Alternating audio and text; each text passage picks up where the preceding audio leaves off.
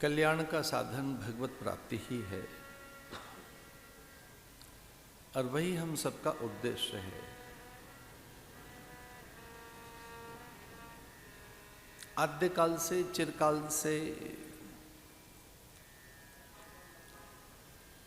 हम उस रस को खोज रहे हैं जो अखंड है।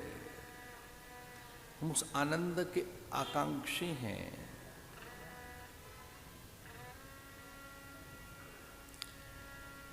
जो नित्य और निरतिशय है। हम पूर्णता की खोज में, हम निरंतर किसी एक अन्वेषण में हैं।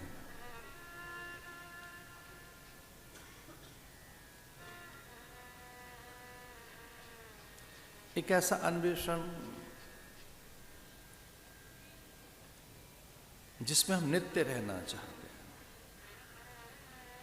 सुख सम्मान के साथ, सौंदर्य विभूति के साथ, संपदा ऐश्वर्य के साथ, उच्च पद और प्रतिष्ठा के साथ,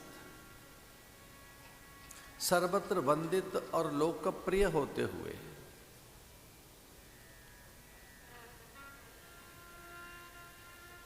हम नित्य रहना चाहते हैं।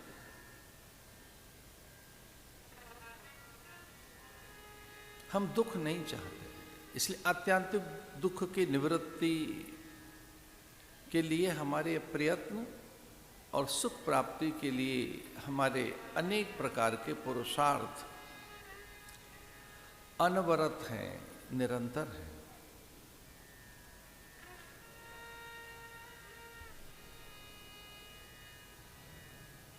इस धरती पर हम लोकवंदनीय हों, लोकमान्य हो, लोकप्रिय हो,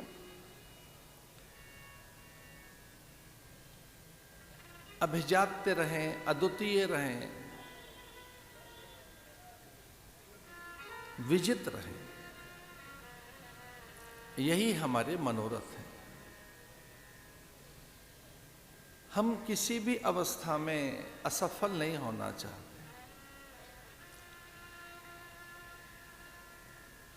हम किसी भी अवस्था में पराजित नहीं होना चाहते। हम जयी रहना चाहते हैं, विजयी रहना चाहते हैं। हम ये कभी नहीं चाहते कि हमारे कार्य निष्फल हों, अर्थहीन हों, उनके सुफल न मिले, सुयश न मिले। इसलिए अपनी युक्ति, बुद्धि, चातुर्य, अपने सामर्थ्य से हम जो कुछ भी कर रहे हैं उसका मूल सुख और सम्मान की प्राप्ति ही है। और चूंकि देह को सच माने बैठे हैं तो ये मिट न जाए, इसमें विकार न रहे,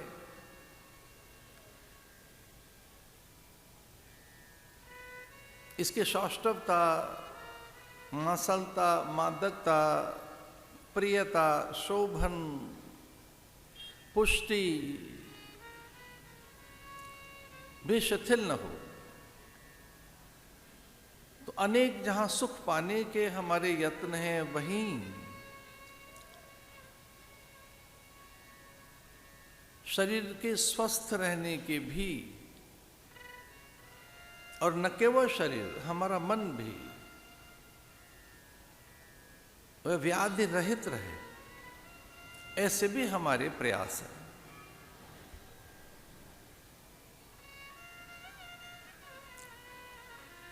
इंद्रियां उधर भागती हैं जहां उसे रस मिलता है। इंद्रिय समूह का शासक जिसे मन कहते हैं, वो भी उन्हीं के अधीन है।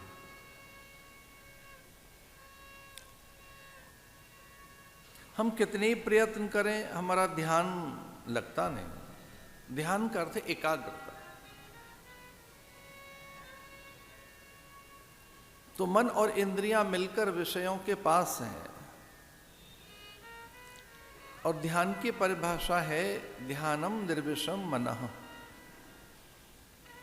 महर्षि पतंजलि के अनुसार अथवा योग में जो ध्यान परिभाषित हुआ है और उसकी जो अवस्था बताई गई है, ध्यानम निर्विषम मनः। जब मन के पास कोई विषय न हो, विचार न हो, कोई कामना, स्पृहा, ऐषणा, लालसा, अभीप्सा न हो, जब मन विषय रहित हो जाता है, उस अवस्था का नाम ही ध्यान है, क्योंकि वो एकाग्रता की अवस्था है। और उस एकाग्रता में ही हमारी संपूर्ण शक्तियां, ऊर्जा, विभूति, आंतरिक बल एकीकृत होता है। उस समय हम अत्यंत बलवान, ऊर्जावान, अत्यंत आनंद में और सहज, स्वाभाविक, प्राकृतिक, नैसर्गिक रहते हैं। एक बहुत अद्भुत अवस्था है वो, जब हम एकाग्र होते हैं। पर इंद्रियां और मन आदि विषयों में निरंतर है, इस कारण हमारी एकाग्रता सिद्ध नहीं होती। हमारे बड़े प्रयास हैं दूसरों को वशीभूत करने के, नियंत्रित करने के, अपने अधीन करने के, अपने अनुगत करने के। अन्य हमारे अनुगत हों, हमारे अनुसार चलें, हमारी चूंकि योग्यता, चातुर्य, हमारी अभिरुचियां जो हैं, तो जो हमें अच्छा लगता है वो भी उन्हें लगे, तो हम अन्यों को अपने अधीन रखना चाहते हैं। हमारे मत, विचार, सिद्धांत, दर्शन के अनुरूप हों अन्य, लेकिन हम कभी अपने मन को अपने अनुरूप नहीं बना पाते। अन्यों को अधीन चाहते हैं, दूसरों को, पर हम कभी नहीं चाहते कि मन हमारे अधीन रहे, उस पर हमारा नियंत्रण हो, वो व्यवस्थित हो, मर्यादित हो, संतुलित हो, सहज हो। हम उसके संतुलन के लिए कभी गंभीर नहीं दिखे। हम उतने गंभीर नहीं हैं अपने मन के संतुलन, व्यवस्था, अनुशासन, नियंत्रण और निग्रह के लिए। हम अन्यों को निग्रह देना चाहते हैं। निग्रह का अर्थ है उन्हें हम नियंत्रित करना चाहते हैं, उपदेशित करना चाहते हैं, अथवा तो उन्हें डांटना चाहते हैं, उन्हें किन्हीं कारणों से भयभीत भी करना चाहते हैं कि ऐसे ही चलो। पर हम अपने मन को न नियंत्रित कर पाते, न उसका निग्रह कर पाते, न हमारा उस पर अंकुश है, न नियंत्रण है, और हमने कभी विचार भी नहीं किया होगा। कभी विवेक और विचार के द्वारा, आध्यात्मिक अभ्यास के द्वारा, शास्त्र श्रवण कर, कभी ऐसे ही भगवत प्राप्ति से महापुरुषों की जब सन्निधि मिल जाती है, तब जीवन के अर्थ भिन्न दिखने लगते हैं, कुछ लक्ष्य भिन्न दिखने लगता है, फिर इसका उद्देश्य कुछ और दिखने लगता है।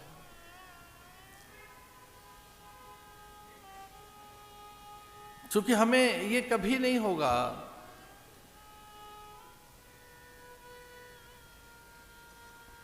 कि हम दुख से परे जा सकें। दुख का अर्थ है वो प्रतिकूल अवस्थाएं हैं, प्रतिकूलताएं, विषमताएं। तो मन को कब कोई विषमता दिखेगी, प्रतिकूलता दिखेगी, असाम्यता दिखेगी, असंबद्धता दिखेगी, ये कहना कठिन है। इसलिए अधिक पदार्थों के संग्रह से, वस्तुओं की बहुलता से, पदार्थों की प्रचुरता से आप सहज होंगे, शांत होंगे, आनंद मिलेगा, कहना कठिन है। इसलिए आनंद का मार्ग विचार है। अथातो ब्रह्म जिज्ञासा, ब्रह्म की जिज्ञासा करने से, सत्य का अनावरण करने से ही आप आनंद को उपलब्ध होते हैं। जीवन में कुछ हाथ नहीं लगेगा अगर आप धर्मच्युत हैं, धर्म से विलग हैं, धर्म से विमुख हैं तो न तो कभी सिद्धि मिलेगी, न प्रसिद्धि, न पूज्यता, श्री ऐश्वर्य विभूति विद्या, ये कभी हाथ नहीं लगे जब तक धर्म जीवन में ना आए। वो पहला पुरुषार्थ है। फिर दूसरा अर्थ। और जितनी कामनाएं हैं वो धर्म से नियंत्रित नहीं हैं तो परिणाम शुभ नहीं आएगा। मोक्ष माने शुभता।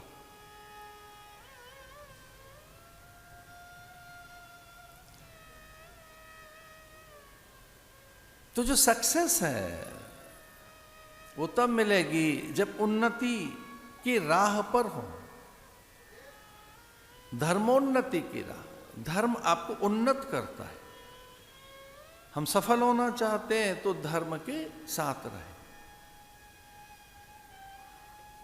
भगवान राम धर्म का अवतार है। रामो विग्रहवान धर्म। जब दया की सिद्धि करनी थी तो शिव भी प्रकट हुए। धर्म का एक हिस्सा दान भी है तो एक हिस्सा दान जो है दधीच ने उसका बोध कराया। अतिथि का आदर करने के लिए अपने पुत्र और कुछ भी न्यौछावर किया जा सकता है, ऐसा मयूरध्वज ने किया। धर्म सत्य है तो सत्य वचन रहे, सत्य से विमुख न हो जाऊं, ऐसा सत्यनिष्ठ राजा हरिश्चंद्र अपनी पत्नी स्वयं और पुत्र को गिरवी रख देता है।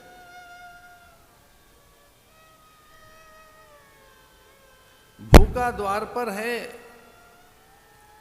और वो गाय ले रहा है आहार में। मना किया संघ को कि मेरे रहते आप गाय को नहीं मार सकते, गाय का भक्षण नहीं कर पाएंगे आप। दिलीप पशु पंछी परिंदों की मन की कामना को जानते थे। एक समय था जब हम वृक्षों से बात कर सकते थे, वनस्पतियों से, पशु पंछियों से, परिंदों से। एक समय था जब हम बादलों से और बयारों से बात कर सकते थे। मनुष्य के पास ऐसी योग्यता थी। हिमालय नाम नगाधिराज कि हम पर्वतों से बात कर सकें, बादलों से, बयारों से, पशु और पंछियों से। आरंभ में तो कथाएं उन्होंने दी।